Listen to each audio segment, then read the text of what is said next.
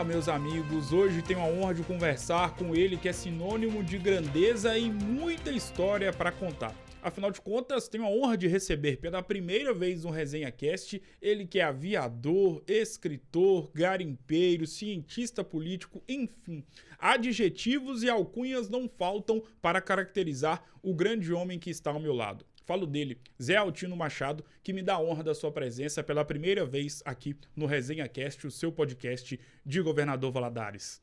Zé, grande honra poder te receber mais uma vez, pela primeira vez no podcast. Seja muito bem-vindo e é sempre um prazer ter você aqui. Eu que agradeço você, o seu programa sempre. Eu acho que é a quinta vez que nós encerramos o ano, não? Todo fim de ano nós temos que encerrar o ano aqui na televisão, na política, na conversa, no bate-papo, somos nós. E muito me honra essa deferência que você me faz. Muito obrigado, Gustavo. Tamo junto, Zé. Para começar o nosso bate-papo, quem é Zé Altino Machado? Rapaz, até pouco tempo eu sabia bem quem era. Agora a gente fica assim um tanto na dúvida, eu fico assim, porque a cabeça ainda está boa, a mente está perfeita, eu não sou uma pessoa radical com coisa alguma, mas o físico começa a dar sinal que a velhice está chegando no idoso. Então eu fico preocupado, aí começo a ver, afinal de contas, quem sou eu hoje, para fazer o quê? Aí eu ainda me vejo fazendo programas assim de projetos de anos e tudo. Falei, não, já não dá mais para isso, não. E meus filhos todos já estão começando a voar, eu já tenho filha lá na Tailândia, eu já tenho a outra filha que agora também foi para Belo Horizonte, mudou para lá, e cada filho de cada lugar, só tem um em casa, né? Então, eu estou naquela de... Estou conhecendo o que é a tranquilidade do envelhecimento. E Zé, para começar nosso bate-papo falando de situações voltadas para Governador Valadares, e se tem uma pessoa que pode falar com propriedade sobre os rumos que a cidade está tomando, principalmente pensando no ano que vem, 2024, ano de eleições municipais. E quando eu penso em nomes como Leonardo Monteiro, Hercílio Diniz, Enes Cândido, Euclides Petersen, Renato Fraga, automaticamente eu estou falando das eleições para a Prefeitura de Governador Valadares. Você que tem contato, sabe mais do que ninguém, já sabe que os bastidores já estão começando a ficar agitados. Sobre a Prefeitura de Governador Valadares, como o senhor tem visto? Eu chamei ele de senhor, ele falou que não gostaria que eu chamasse ele de senhor, mas é o respeito. O senhor fica bem feio. Como você tem visto essa disputa nos bastidores, os nomes que estão sendo falados para a Prefeitura de Governador Valadares? Primeiro, o que eu estou assistindo, sinceramente, Gustavo, está todo mundo agindo de uma forma sorrateira, né? Todo mundo está querendo. Sim. Mas ninguém está dizendo que quando está querendo. Pergunta, nega. Né? Você nota uma coisa interessante.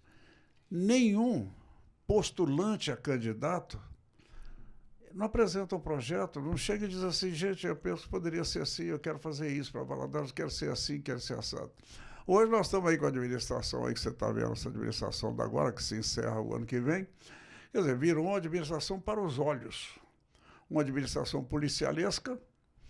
Eu não concordo definitivamente com essas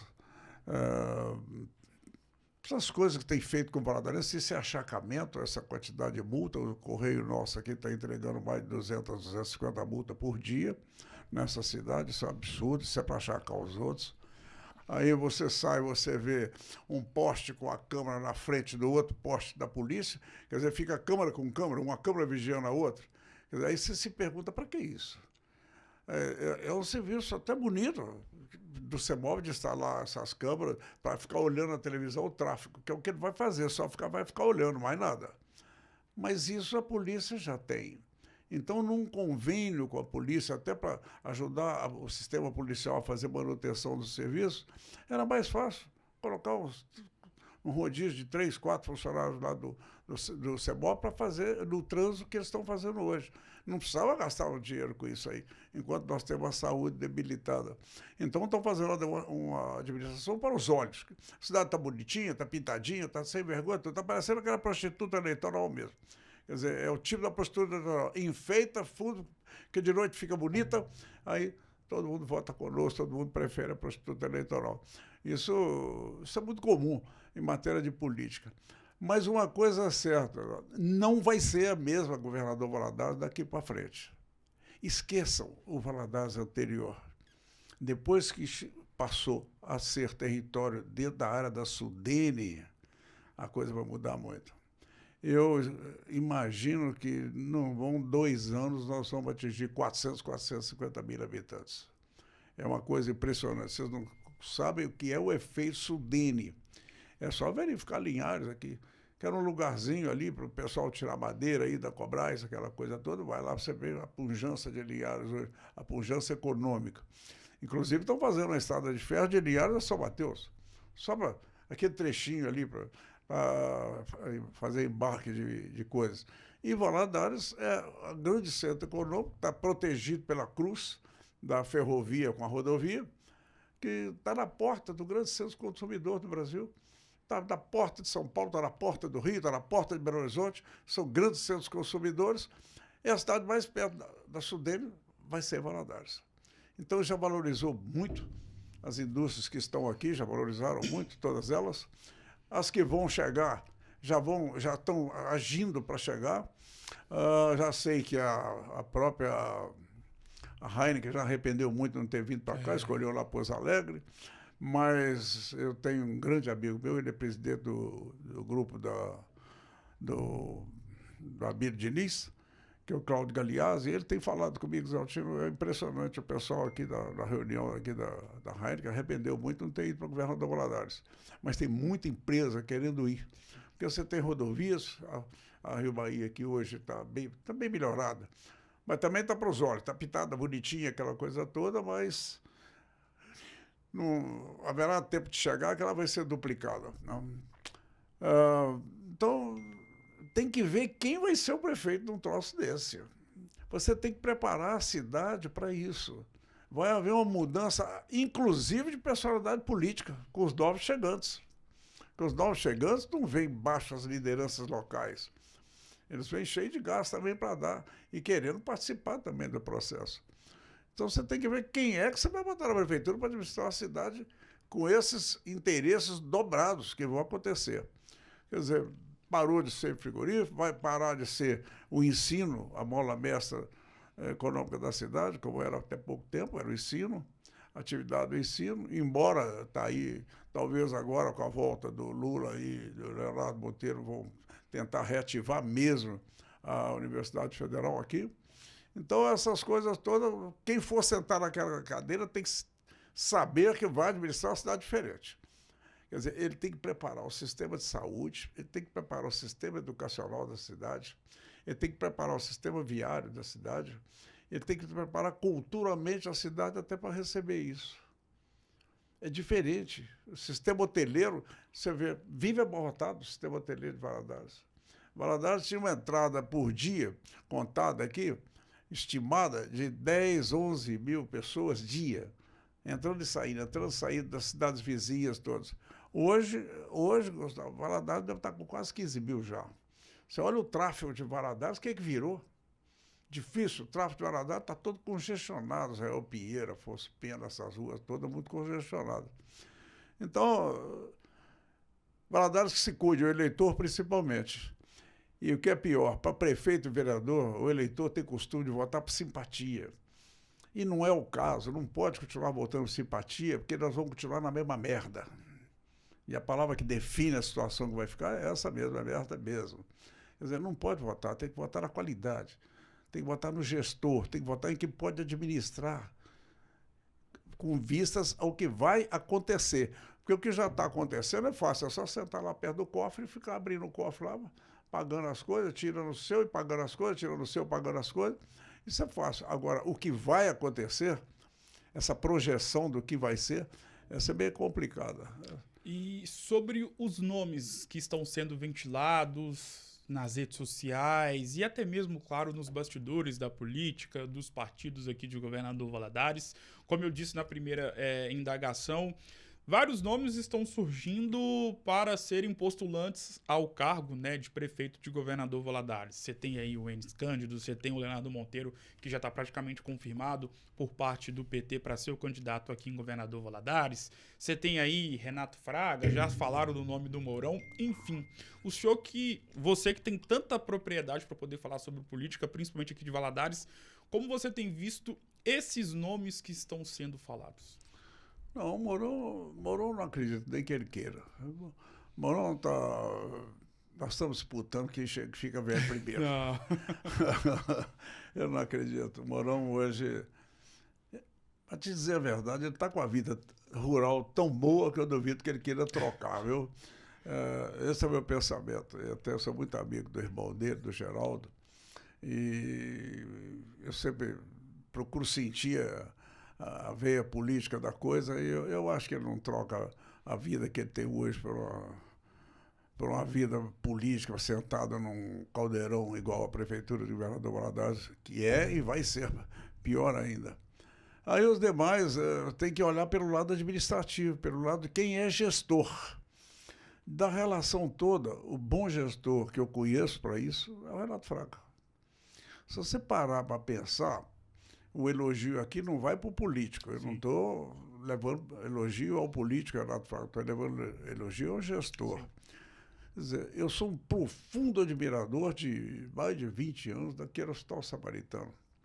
Eu me recordo que eu tenho umas amizades boas no exterior e em São Paulo, esse lugar. Eu tenho bons amigos que mexem com somas bilionárias. E conheci na Amazônia lá uma grande organização internacional que nos ajudou lá no Hospital Tropical e que, na ocasião, ainda era o Sarney, final do governo Sarney. Eu consegui com eles 80 milhões de dólares para combate à malária lá na Amazônia. E veio esse dinheiro da SUCAM. E eu me lembro muito bem que essa entidade falou comigo, nós temos dinheiro para fazer um hospital. Quem sabe, sei lá, na sua cidade tem...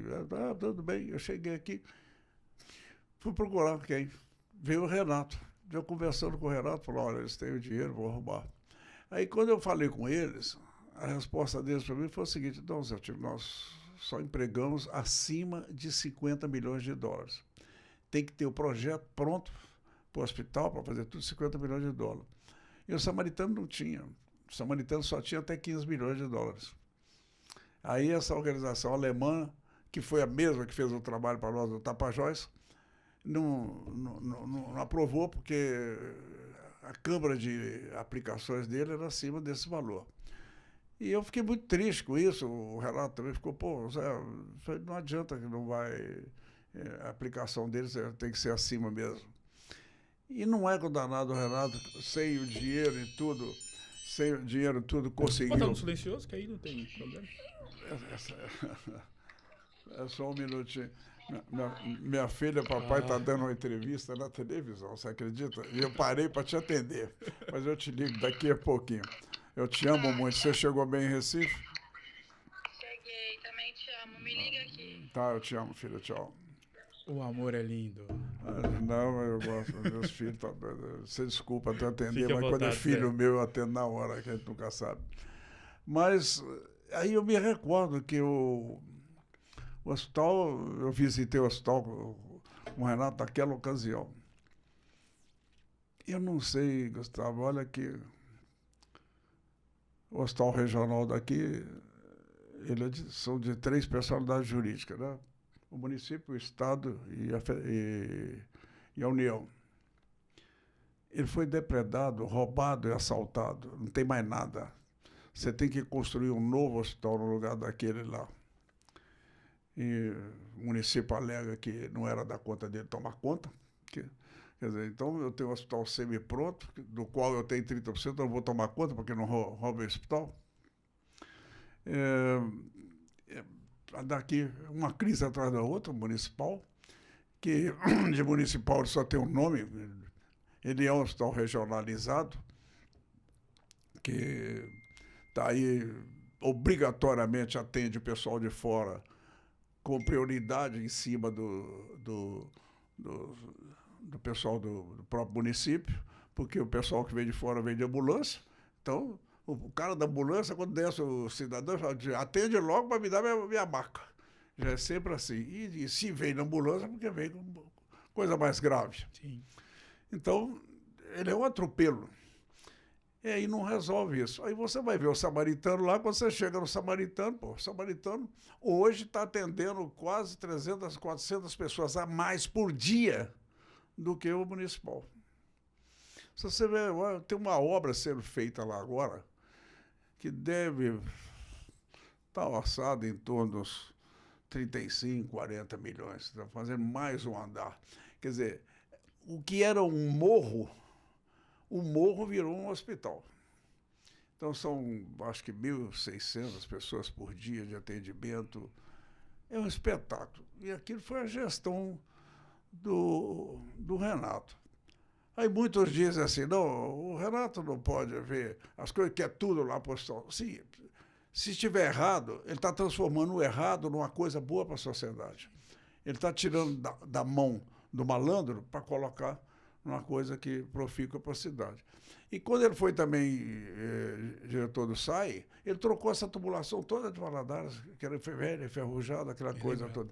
E se deixa, ele tinha trocado os esgotos que tinham fluviais, que tinham manilhamento 60, eu vinha entupido. Mas, inclusive, nós arrancamos as castanheiras de Valadares, porque a folha era grande e entupia os esgotos. Essas coisas todas, então você olhando a visão assim de quem sabe administrar, quem sabe prover para fazer uma boa administração, aí você só tem o Renato. Por enquanto você só tem o Renato, sem nenhum detrimento dos demais. É porque o Renato, eu conheço o currículo dele.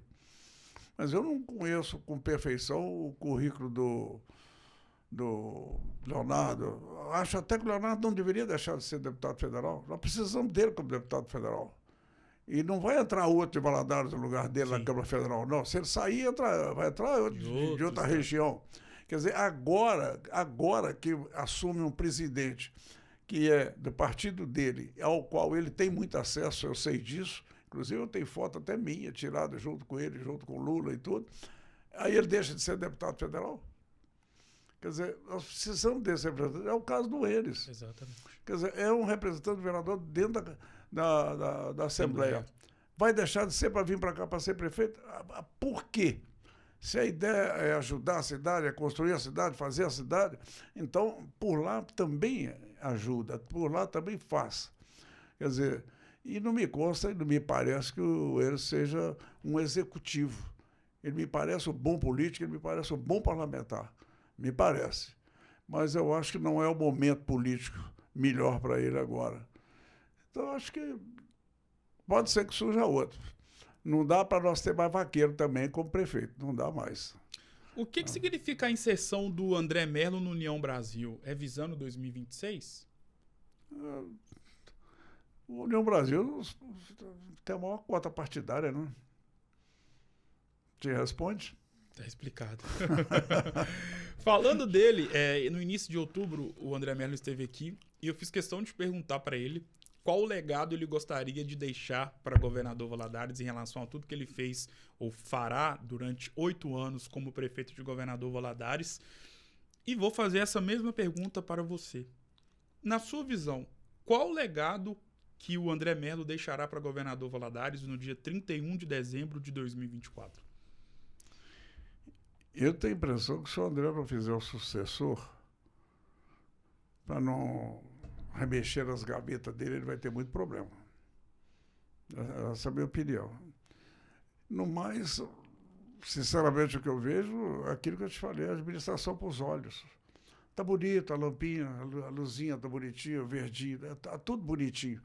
Mas a estrutura da cidade tem uma que está funcionando.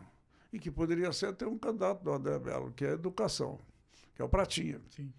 O Pratinha, não sei, seria um bom candidato. Falam do nome dele. Hein? Falam do nome dele, já ouvi. Pois é, o Pratinha, você vê que a educação em Valadares está silenciosa. Quando fica silenciosa, está tudo certo, está tudo tranquilo. Eu acho que ele é um bom administrador, um bom educador. A gente fica com receio, assim, que ele é excelente no lugar que está. Eu me lembro que uma vez, eu era rapaz ainda, quando eu vim, naquela época eu consegui ser o maior tirador de leite do Brasil, na fazenda do meu pai. E eu tinha uns vaqueiros excepcionais, eu tinha 45 homens de vaqueiro lá. E não tinha nenhuma vaca cruzada, tudo do Brasil. E eu tinha um vaqueiro chamado Vaquinho Margarida. Ele está vivo até hoje, está gordo, igual a rolha de poço ali no Choninho, ali, no Matias Lobato. Não, no Choninho. Aí ele, excelente tirador de leite, tudo. E eu tinha um encarregado que chamava Zequinha. E o Zequinha vivia bem arrumado, andava a cavalo. E o Joaquim Margarido era o maior produtor lá na fazenda, para dar tirada do leite, tudo, aquela coisa toda. E eu novo, devia ter uns 18, 19 anos, eu fui, tirei o Zequinha de encarregado e coloquei o Joaquim Margarido. Porque o encarregado podia escolher cavalos diferentes para trabalhar, tinha um número maior de cavalos à disposição para montar, para poder olhar o serviço, aquela coisa toda. Aí, pai que mal ia na fazenda naquela época, sempre ocupado com Belgo Mineira, essas coisas, imaginando faculdade. Aí chegou lá na fazenda e falou comigo assim, ué, cadê o Zequinha? Não é o Zequinha, não? Eu falei, não, o carregado agora é o Joaquim Margarido. Ele falou, você não devia ter feito uma coisa dessa nunca. Ele é um excelente vaqueiro lá no curral, aquela coisa, mas como encarregado não vai dar certo. Eu falei, ah, pai, que isso, o homem entende para dar lá o trabalhador. Eu vou te contar um negócio, pai, não deu certo mesmo. Seu pai estava Eu tirei, depois quando eu quis voltar, ele não aceitou a volta. Ele não adaptou mais, porque já tinha agalgado um poço que ele não queria deixar. Sim. E não dá certo. Se você tira aqui, põe aqui em cima, depois você não volta. Isso é a mesma coisa. Eu até ouvi falar que um deputado federal daqui está pensando em ser candidato a senador. É a mesma coisa. Se você tentar ser senador e não for eleito, você nunca mais consegue voltar a ser deputado federal, porque sua vaga fica preenchida. Sim. Né? Então, eu não sei se para ti, como excelente educador, podendo contribuir na área, se você tirar ele para outra coisa, se vai dar certo. Mas é um nome apreciável pela cidade, eu não tenho dúvida, não. Um sujeito sério, muito sério, um sujeito simpático, até onde eu sei, muito honesto. Mas lamentavelmente, o eleitor brasileiro vota na amizade, na simpatia e principalmente a simpatia que é o maior problema, né?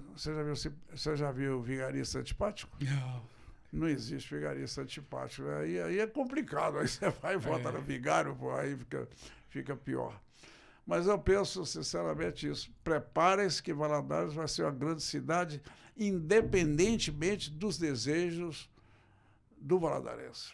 Qual que foi o maior acerto, ainda nessa esfera do mandato do prefeito André Mello?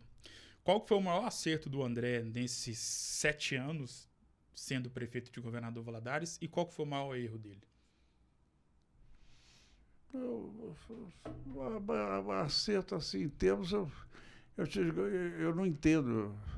Eu tenho uma crítica muito forte ao André com esse policialesco, regime policialesco que ele instalou na cidade. Isso para mim destruiu qualquer boa vontade em relação à administração dele. Não tem sentido você fazer isso, não tem sentido esse tanto de multa na cidade. Aí, com esse negócio da privatização do SAI, que é isso? Todos os prefeitos passaram por Valadares foram tentados a fazer isso que ele fez. Todos que ele fez. Que eu espero que da Justiça e da Reforma isso. E se ele não fizer o sucessor, vai partir para revogar isso aí. Com certeza vai para a Justiça para revogar. Porque não tem sentido isso. Não tem sentido. Se ele falasse assim, vou vender o SAI, ótimo. Tudo bem, vamos vender. Manda avaliar. O SAI, pelo faturamento dele como negócio e tudo, Sim. Ele deve valer algo em torno de 1,1 bilhão, 1 bilhão e 200. Venda. Pega o dinheiro, aplica, mostra, construa projetos, aplica na cidade. Faça isso. Construa outra ponte, sair daqui da Praça da Paz, ali no Morro do Urubu, faz 2 pistas do lado de lá, leva a cidade do lado de lá da Ibituruna. Melhora o hospital, quer dizer, o dinheiro daria para isso tudo tranquilamente. Vender não sai. O que ele está fazendo é uma venda, só que é uma venda sem pagamento. O cidadão está pagando, está arrematando a concessão do SAI por um valor que é 1/3 do orçamento da cidade, e é um valor que não diz coisa com coisa, porque ele próprio assinou contrato para colocar esses sinais, essas asfaltinhas, essas pinturinhas bonitas, essa coisa, de 178 milhões de reais neste ano dentro do orçamento da prefeitura. Quer dizer, se pode fazer um contrato desse com esse tamanho, por que precisa vender o SAI? Aí ele vira e diz assim, não, como um assessor dele falou comigo, não, Zé Tino, você tem que ver que o SAI é problemático, o SAI, você vê aquele mar de lama, qual é o mar de lama? Então, nós vamos trocar o mar de lama agora por um oceano de dinheiro para saltar o SAI. Não é mais fácil trocar o gestor, não, do que o SAI? Eu acho mais fácil, porque o SAI funcionou a vida inteira sem problema. Esse SAI, o prefeito era o Ronaldo Peri. Eu, Ronaldo Peri e Edson Galberto, partiu do Ronaldo, querendo desapropriar o SAI. Eu cheguei e falei com o Ronaldo, não toma na marra da desapropriação, não, que você brigar com o americano é difícil. Ainda mais que nós temos esse relacionamento meio conturbado com os Estados Unidos, por causa da migração lá. Se esse povo tomar raiva da gente, aí fica pior. Já nos tratam com meio descaso por causa disso. Porque, bem verdade, que eles nos invadiram antes, nós invadimos lá nos Estados Unidos. Mas nós não temos uma rua com o nome deles, nós no 4 de julho aqui, ninguém festeja o 4 de julho aqui, que devia acontecer isso. Você sempre fala isso. Devia acontecer isso. Nós devemos convidar o cônsul americano para vir cá, ou que não seja o cônsul, para vir o embaixador, teria que vir um sistema muito forte de segurança, eu sei disso. Mas poderia fazer um convite, o senhor mande um representante. Essas coisas todas, então... Você tem a colher. Aí, então, como é que vamos fazer? Eu falei, vamos fazer uma desapropriação, mas combinada. E fomos para a América, e fomos conversar com a Fundação Rockefeller, que era dona do SAI. Como era dona do Sistema de Saúde de Valadares, que era o Serviço Especial de Saúde Pública, que era o SESP. E nisso tudo houve um entendimento. Mas era o melhor serviço de tratamento de água da América Latina, era o SAI. E experiência até hoje. Tanto valadarense nato, é difícil ter valadarense de dente estragado, ter cárie, essas coisas. Então, filho de Valadares geralmente nem cárie tem. Por causa dos tratamentos da água, essas coisas, da qualidade do pessoal. Esse negócio de, por exemplo, eu vou dizer, isso parece até um pecado, mas puxar outra alternativa de água para Valadares, isso é de uma burrice de um tamanho que eu vou te contar, Gustavo. Isso é um absurdo. Primeiro que esse tipo de derrame que nós sofremos no Vale do Rio Doce, ele não é contaminante. Ele é assoreante, é outra coisa. É sólido em suspensão. Mas não tem nenhum produto químico que contamine a água. Isso não existe. Isso não existe. E com uma semana o SAI tornou botar água nas torneiras de Valadares. Jamais colocaria se essa água não tivesse podendo ser servida. Jamais aconteceria isso.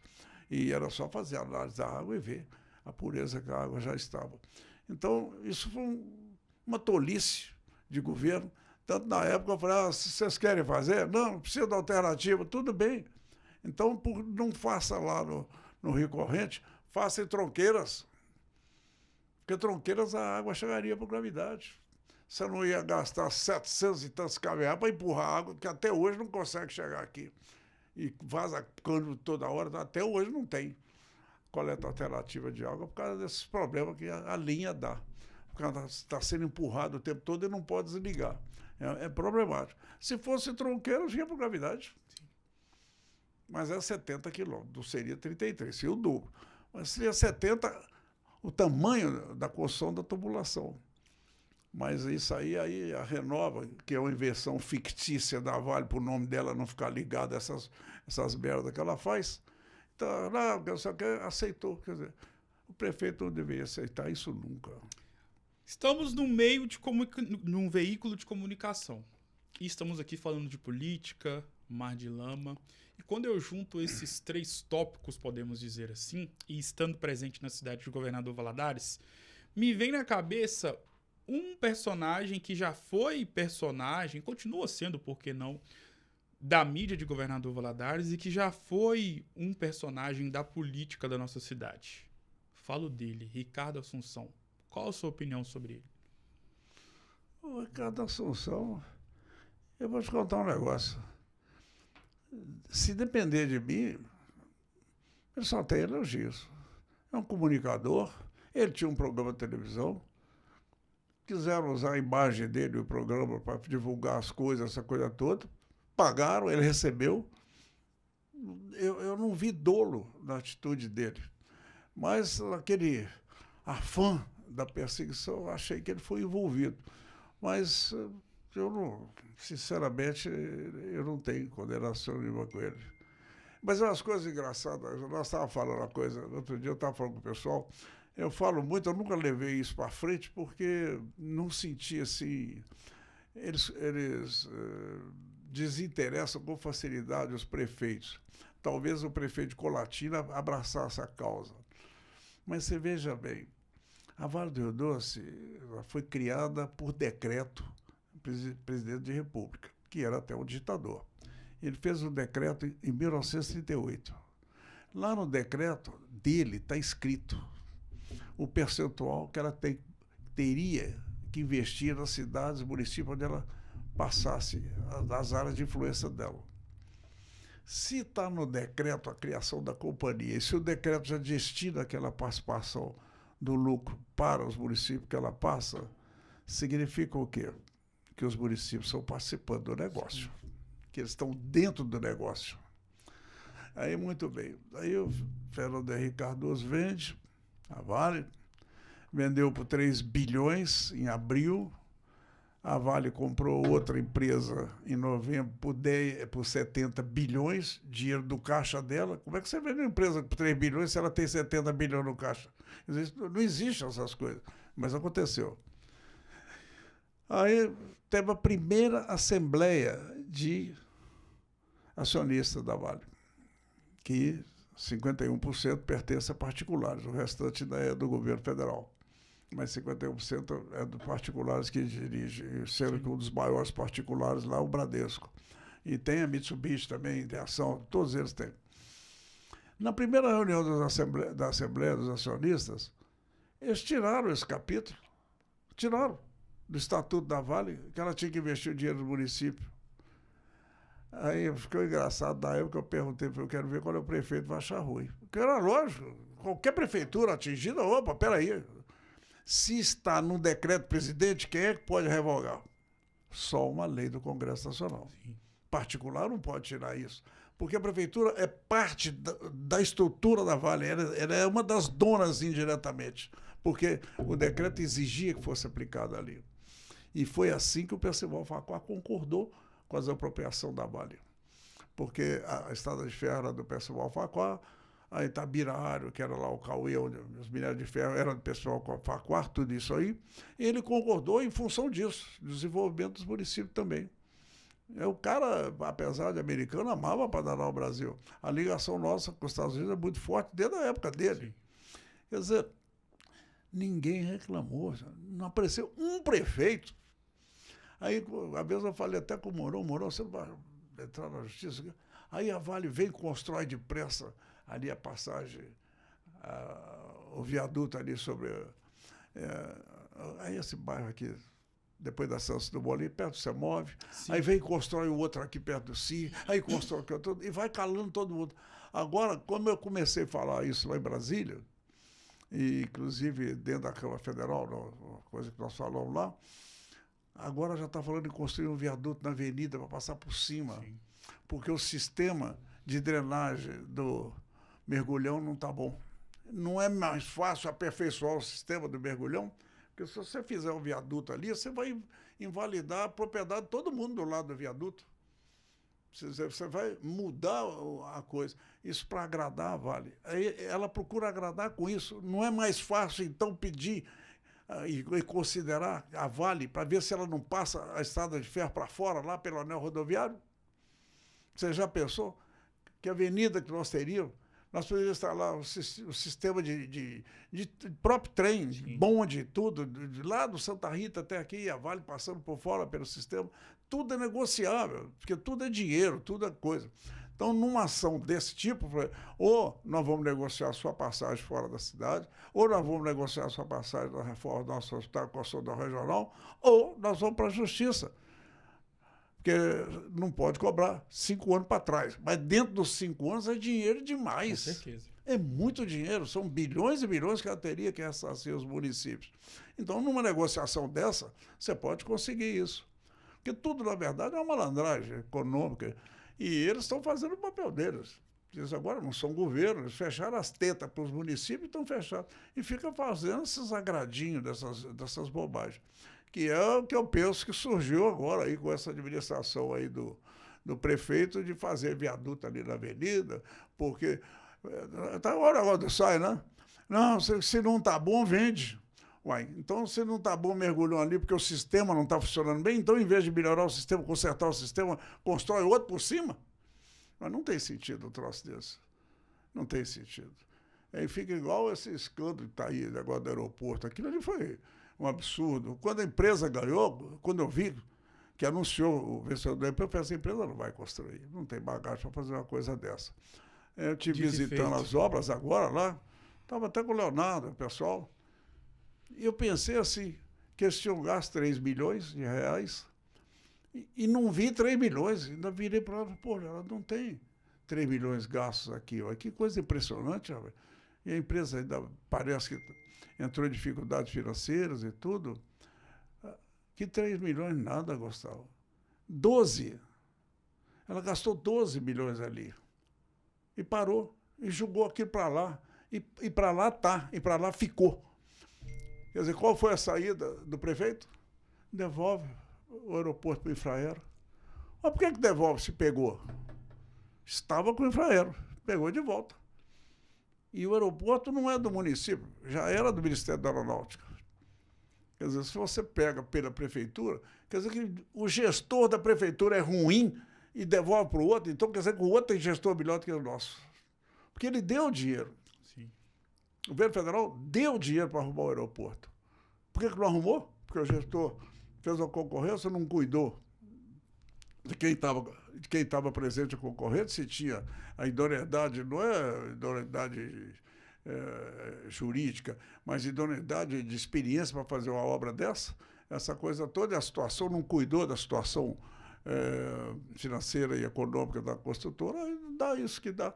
Quer dizer, o gestor falha e se entrega. Aí não, devolve então para o Infraero, lá para o governo federal. Essas coisas complicam, vai acontecer.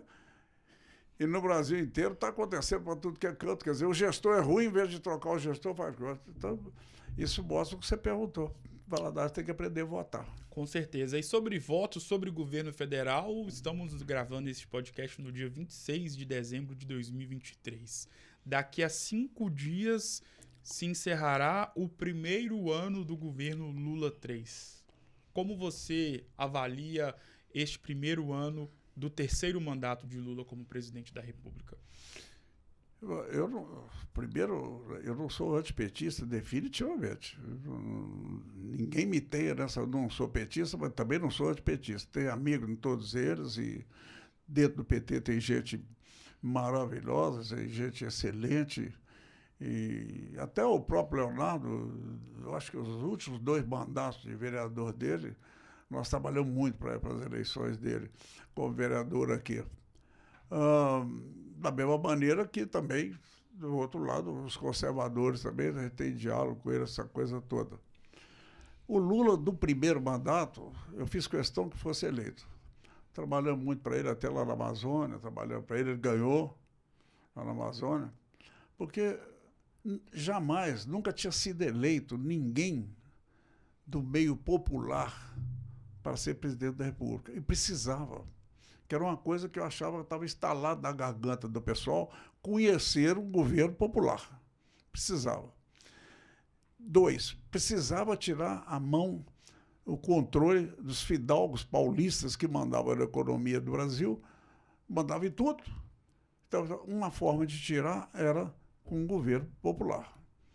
Porque todo mundo brasileiro acha assim que votava em quem ele escolhia. Não, o brasileiro até então nunca tinha votado em quem escolheu. Isso não é verdade. Votava em quem aquelas pessoas escolheram e botaram lá para você votar. Como acontece aqui. Não, nós vamos escolher 3 candidatos a prefeito aqui, você vai votar nesses 3. Quer dizer, não há escolha para o povo. Se você fizer um referendo, quem é que vocês querem para prefeito? Sim. Aí, bom, aí vem do referendo. Mas não é assim que funciona. O sistema é outro. Então, precisava ter um governo popular. E, por isso, nós apoiamos Lula. E, inclusive, ele chegou na Amazônia. Quando houve uma reclamação das empresas contra a presença nossa lá na Amazônia, das atividades do interior, ele disse, não, tem que ver o pessoal do interior, como é que fica, o pessoal das atividades, sejam garimpeiros, sejam madeireiros, pescadores e tudo. Ele cuidou disso. E fez realmente uma administração espetacular. O Lula deve ter criado, no primeiro mandato dele, mais de 2.000 novos milionários no Brasil. Mais de 2.000. Aí muita gente acha, vai criar um milionário. Não, mas se você criar um milionário, você está criando uma coisa boa. Sim. Porque o milionário precisa que ele trabalhe com ele. O milionário é o grande empregador também. Com certeza. E o grande distribuidor de renda. E tirou dos fidalgos paulistas essa coisa. Passou, tem muita gente boa, grande lá no Nordeste, tem muita gente grande no Mato Grosso. Então não se fala, Mato Grosso hoje é o paraíso do Tesouro Nacional hoje. Então, isso tudo vem dele. Vem dele. O desenvolvimento do agronegócio não veio do governo Geisel com óleo de Paulinelli. Mas o Lula, na época, ajudou também a fazer isso. Aí ele foi reeleito, já não foi um segundo mandato tão bom quanto o primeiro, mas ainda foi bom. E aí ele desrespeitou o país. Houve um desrespeito flagrante a ele no momento que ele escolheu uma pessoa como a senhora Dilma Rousseff para presidir o país. Ele usou o prestígio que ele angariou politicamente com os 2 mandatos dele para indicar a Dilma. Ela não tinha competência para ser presidente da República. Ela não tinha como. Ela sustentou o primeiro mandato dela em função do anterior dele. Aí, na hora que ela separou dele, que foi fazer o segundo, foi uma tragédia aquela administração dele. E depois houve esse evento da cadeia, e tem algumas coisas que modificam a cabeça de um homem, né? Ou para bem ou para mal. Você perder filho é uma coisa que modifica você completamente, o que você pensa. E a outra coisa é uma perda de liberdade de uma forma injusta. Ou mesmo justa, dependendo da condição da prisão. E ele ficou muito tempo preso, né? E, em princípio, foi. Eu não acho que ele saiu de lá com a cabeça legal, não. E, inclusive, passou pela viuvez e casou com uma moça nova, um ativista, que a Janja realmente é ativista. Tem até que aplaudir as posturas dela, ativista, só que ela está confundindo. Esposa de presidente não preside nem gerencia nada, né? Tem que ser assim, sim, claro. Senão vira bagunça. Mas eu acho que ele está afetado pela... Ele envelheceu, não percebeu, criou mágoas por causa da prisão. Você vê o vocabulário que ele está usando? Eu vou telefonar para o Ramais, porra! Isso não é vocabulário para um presidente de república, ele não era assim. Falava seus palavrões de vez em quando, mas o palavrão tem que caber, sim, na hora de você falar. Não é assim, você está presidente de república, presidindo uma reunião de mídia, você falar coisas assim, né? Aquele tipo de eu vou foder com o Moro, porra. Isso, quer dizer, não é para ser vingativo agora mesmo, ele falou aí. Não, vou assinar um indulto provocado, mas não dou saidinha, nem perdoo quem invadiu as coisas, quer dizer, não cabe a ele. Então tem acontecido coisas na administração dele que a gente fica assustado. Indica o camarada lá para o Supremo, o Dino, ele tem um bom saber jurídico para ser... que ele era juiz federal, o Dino. Então, poderia até elogiar o saber jurídico dele. Não, nunca antes da história desse país teve um comunista dentro do Supremo. Lá não é lugar de comunista. Exatamente. Lá não é lugar de ideologia. Lá é lugar de quem vai defender a Constituição e as leis para dar garantias ao cidadão. Lá é lugar disso. Sim. Ele fala um troço desse. Então ele está totalmente contaminado, né? Aí você vê ele como presidente falando assim, muito nervoso, esquecendo, né? E a mulher dele escrevendo no papel e passando para ele ler do lado, quer dizer, fica complicado. Aí ele vai com a Marina lá no exterior, vai falar na Marina, começa a chorar. Quer dizer, está comprovado que a Marina não tem nenhum saber técnico social nenhum para administrar um país deste tamanho. Quer dizer, não tem noção do tamanho que é o Brasil. Eu, graças a Deus, Gustavo, eu conheço meu país todo, mas conheço assim de pé no chão. Eu tenho avião, mas eu ando de carro para tudo que é canto, já fui a todos os lugares. Eu tenho 24 mil horas de voo para esse país. Eu conheço ele bem, conheço a sua gente, que é o mais importante. Você ver as pessoas, você sentir as pessoas. Não é para isso a Marina administrar o meio ambiente. Porque o administrador do meio ambiente, ela não vai cuidar, não é do meio ambiente. Ela vai cuidar da presença do homem no meio ambiente. Para usar da melhor maneira que for possível. Para não causar danos ao meio ambiente. E você evita o dano ao meio ambiente, você aculturando a pessoa que vai usar. Não adianta sentar na bruta falando esse tipo de bobagem. É uma árvore em pé, vale mais do que a vida de uma pessoa. Também não é assim, Exatamente. pô. Pelo amor de Deus. Então, essas coisas, o governo dele não está legal, não. Eu acho que se ele chegar no fim desse governo, para mim, vai ser Uma surpresa. Vai ser uma surpresa. Ele está me causando uma surpresa atrás da outra com essas atitudes intempestivas dele.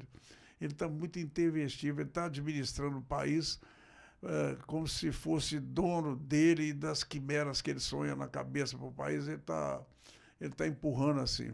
Eu estou achando muito estranho. Ele falou, nem dos pobres ele está cuidando mais. Nem cuidar de acabar com a fila dos ossos, está cuidando. Os países nunca teve tanta gente morando nas ruas desse jeito. Eu nunca vi um troço desse. Valadares, então. Não, todas as cidades Sim. do Brasil estão com esse problema. Praticamente todas. Só as pequenininhas que não estão. Mas todas estão. Você não vê uma palavra dele a esse respeito desse pessoal. Nenhumazinha. Porra, você não está vendo, não? Brasília lá está lotado, lá perto do palácio. Você não vê uma palavra. Aí ele vai na Amazônia. Estão perseguindo o garimpo ilegal. Você sabe por que o garimpo é ilegal na Amazônia? Tem 157 mil processos parados pedindo legalização. E está escrito na Constituição que cabe ao governo federal legalizar. Quer dizer, o trabalho que o pessoal lá tem a fazer, que não é garimpeiro, é minerador.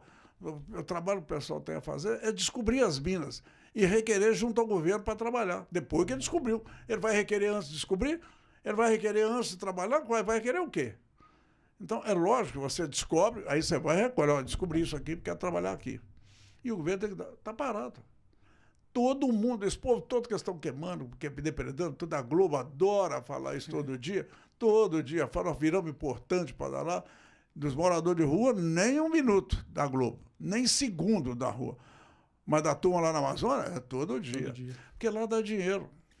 A CPI das ONGs chamou lá o cara do Instituto, do ISA, lá para falar. Falou, quanto dinheiro vocês pegam por ano? 100 milhões? E vocês aplicam o dinheiro aonde? Como? Gasta com o quê? Isso na CPI. Não, 75% do dinheiro nós pagamos em salário. Então, que salário vocês estão ganhando para fazer isso aí? Quer dizer, isso sem comprovação, mas ele já admitiu 75%. E a Marina vai administrando desse jeito, e o Lula vai lá no exterior, começa a chorar. Nasceu na floresta, nasceu. Que floresta lá? Ela estava num seringal, muito bem assistida. Quem nasce na floresta é Yanomami. Yanomami nasce na floresta mesmo, com a mãe sozinha parindo ele lá. E por isso que morre 30% de infecção uterina, viu? Então, essas coisas todas. E o Lula não vê? Ele não vê. Quer dizer, se ele aplicasse o que ele está fazendo para reprimir esse pessoal que está trabalhando na Amazônia, ele desempregou mais de 800 mil pessoas na Amazônia, de Rondônia no Amapá, que é maior do que o Brasil todo, que vocês conhecem aqui no Sul. Foram as 800 ou 900 mil pessoas paralisadas totalmente de meio de sustento. Eles voltam, e voltarão. Volta com a unha, com a pá, com a picareta, não sei o quê, dispersando a máquina, mas volta. Isso é com certeza. E ele, se ele gastasse esse dinheiro para reprimir o tráfico de droga, já tinha liquidado com o tráfico de droga há muito tempo. No Brasil não tinha nada. Aí você olha o Rio de Janeiro lá. É milícia, não sei o quê, não sei o quê, não sei o quê, não sei o quê. Para entrar no Rio de Janeiro tem que pedir licença para o governador. Lá na Amazônia não, entra, vai soprando e batendo em todo mundo. Quer dizer, o meio ambiente social não está interessando ao Lula, porque ele está preocupado com o meio ambiente real que você tem. Quer dizer, se o homem pode conservar ou pode destruir o meio ambiente, você tem que mexer com quem para conservar o meio ambiente? Você tem que mexer com o homem, porra. Com certeza. Você tem que cuidar com ele. Mas isso ele não tem feito. Então o governo dele está ficando marcado por isso, por essa violência. E o que é pior, viu, Gustavo? O mais grave que ele não está vendo. As autoridades, principalmente, de uma certa forma na Amazônia, e aqui também, elas estão perdendo o receio da punição. Elas estão com um sentimento de impunidade. Elas estão avançando além do recado que é dado pelo comportamento da autoridade e estão perdendo medo de impunidade. Então não tem conta para prestar. Aí você vê, por exemplo, um menor, 17 anos, um hacker, quer dizer, até meu filho sabe também, até em computador e tudo, eu pelejo para aprender a mexer com o telefone, ele mexe com tudo. Aí entra na rede social da Janja, ele pede o Supremo Tribunal Federal para mandar apurar. Porra, o que é isso? Totalmente descabido. O Supremo não é casa disso. Aí o Supremo vai dar ordem para a Polícia Federal para ir atrás do camarada. Que isso? Essa coisa de delegado da esquina lá. Sim. Comunica na Polícia Civil vai lá atrás do cara, ela tem os mesmos elementos para fazer isso. Quer dizer, isso não tem sentido. Aí você o Supremo julgando coisa lá, o Supremo que foi agredido lá com a invasão do pessoal 8 de janeiro, por que ele está julgando, se ele que foi a vítima? Porque tinha que ser o juiz da primeira instância, que tinha que tomar conhecimento disso. Então, esse envolvimento é provocado pelo Lula e pelo pessoal, porque dos 11 ministros que são hoje, são 9 indicados por eles. Então, isso complica muito e não faz um país legal. Não. Zé, nós falamos aqui de muita coisa, né? De coisas sérias voltadas para a política, para a cidade aqui de Governador Valadares, a nível também federal e, consequentemente, claro, obviamente, nacional. Mas sei que imagino que acompanha um pouco, já acompanhou o futebol. Sabe aquele momento em que o lateral direito ele inverte a bola lá pro lateral esquerdo, faz uma inversão de jogada, uma inversão de jogo? Dá uma de Marcelo, senta e toma um gol por 50 segundos. Né? Exatamente. É aquilo que o Marcelo tentou fazer, mas não conseguiu. Nós vamos fazer isso aqui agora no nosso podcast, no nosso papo, mas da forma certa e vai dar certo. A nossa vida é feita de pessoas marcantes, de pessoas que fazem parte da história, do livro da nossa vida. Feito esse preâmbulo, quem te conhece sabe que a tal da Duda Altino Machado é o grande amor da sua vida. Por quê? Minha filhota? Não, mas não é. Eu tenho assim, esse mesmo amor pelos outros. Só que a Duda está cuidando de mim, né? Cuidou de mim até agora, formou. Eu senti muito que ela formou em Direito, passou muito bem, sem nenhum privilégio, graças a Deus. Aí chegou em casa, me entregou o diploma, pai, agora eu vou ali para mudar para Belo Horizonte, eu vou fazer moda e tudo, mas pode deixar que eu vou algum dia eu vou exercer a carreira. Eu achei a promessa meio sem vergonha assim, mas ela realmente ela é a única pessoa que dirige para mim, porque desde novinha, eu viajando muito com ela, eu cansava qualquer coisa, eu dava um pouco para ela dirigir, ela foi aprender. Então ela pegou muito o meu estilo de dirigir também. Sim. E ela fez muita viagem comigo pelo Brasil. Na Amazônia, nossa senhora, a festa de 15 anos dela... Foi lá. Foi não, dentro do garimpo, nós dois sozinhos, lá dentro do garimpo, lá com os homens, lá, aquela coisa toda no avião. Quer dizer, eu mesmo voando, eu e ela sozinhos no avião, para lá e para cá.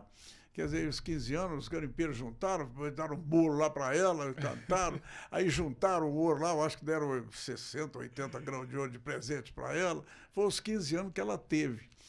Então, agora, o ano passado, o ano atrasado, ela foi para o garimpo também, tem fotografia delas incrível. Ela dentro da caixa concentradora de ouro, tirando pepita, assim. Olha isso. Aí depois me chama pela internet, ô pai, eu achei aqui, ó, 40 gramas de pepita de ouro aqui em cima da caixa. São minhas, né, pai? Eu que achei. Você achou em cima da caixa concentradora? Quer dizer, então, ela é a parte assim que afaga meu espírito na velhice. Porque eu tenho um misto de paternidade e de avô para ela, né? Sim. Por causa da idade. Os outros, não, eu tenho uma filha muito amada também, que mora na Tailândia, vai fazer 60 anos o ano que vem. Aí tem outra com 58, mas todos já estão... Sim, não tiveram tempo de me colocar no colo, porque naquela época eu também andava muito, viajava muito, não parava em casa. Quer dizer, a Duda, eu comecei a carregar para onde eu ia, né? Onde eu ia estar carregando a Duda. Então é por isso, mas eu tenho o Marco Túlio também, né? Que aí comigo aí, agora também já me avisou. Terminou aí o terceira série, na minha época era científica. Terceiro ano de ensino médio. Terminou. Aí não, pai, eu queria fazer astrofísica na universidade lá em Vancouver.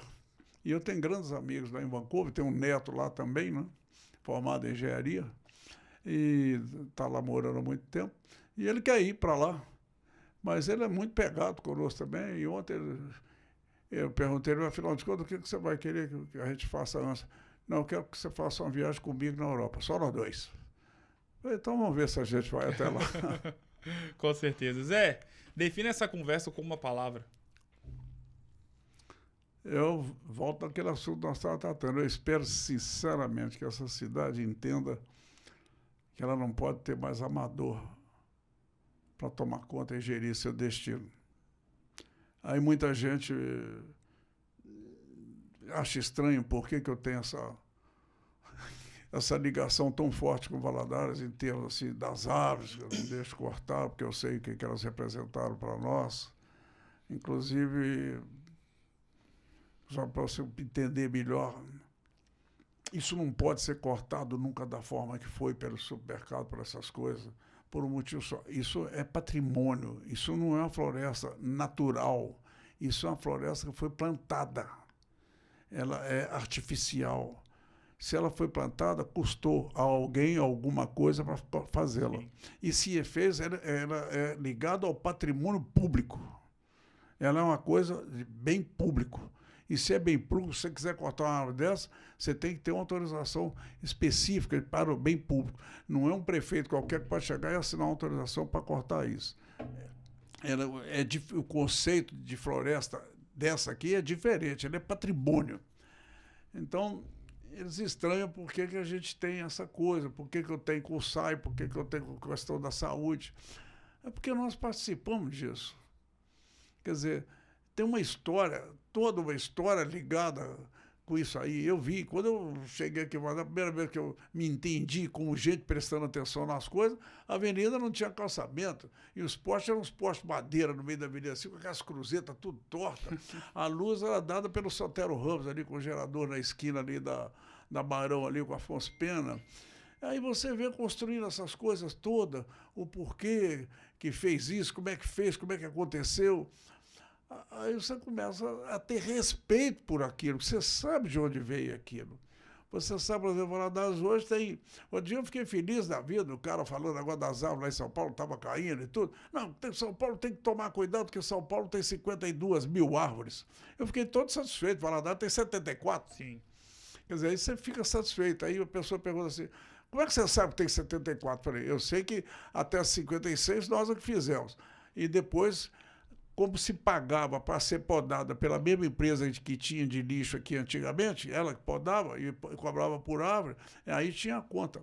E Valadares, na ocasião, tinha 65 mil residências, hoje aproximou dos 90 mil. Ou se não passou das 90 mil residências. Então, essas coisas você vê acontecendo. Aí você toma assim, quando você olha, você olha com jeito, não é seu, como se você fosse dono, mas você olha com carinho melhor e talvez maior do que aqueles que vieram de fora e que nasceram depois. Aí você pergunta, pode perguntar para o prefeito? Eu duvido que ele conheça um pouco da história para trás. Eu duvido que ele tenha se aculturado como é que foi que esse SAI chegou a ser de governador Valadares. Eu duvido que ele saiba como é que foi feito aquilo ali. Como muitas outras coisas. Você pergunta, a pessoa não procura saber o porquê das coisas. E a curiosidade é que te dá cultura sobre tudo. Sim. Quer dizer, mais saber ganha quem pergunta por quê e como. Como que aconteceu? Porque aí você ganha cultura para você saber o que você vai fazer. Por que aconteceu? São coisas importantes. É essa palavra que eu deixo para Valadares. Pergunte sempre por quê e como. Principalmente aos candidatos. Por que você quer ser candidato? E como você quer governar. Os seus candidatos a vereador chegam e falam, você quer ser vereador? Por quê, hein? Por quê? Até melhoraram o salário agora, você viu? Os vereadores Então vai ter uma galera que vai... vão ganhar quase 10 salários mínimo, rapaz, nossa senhora.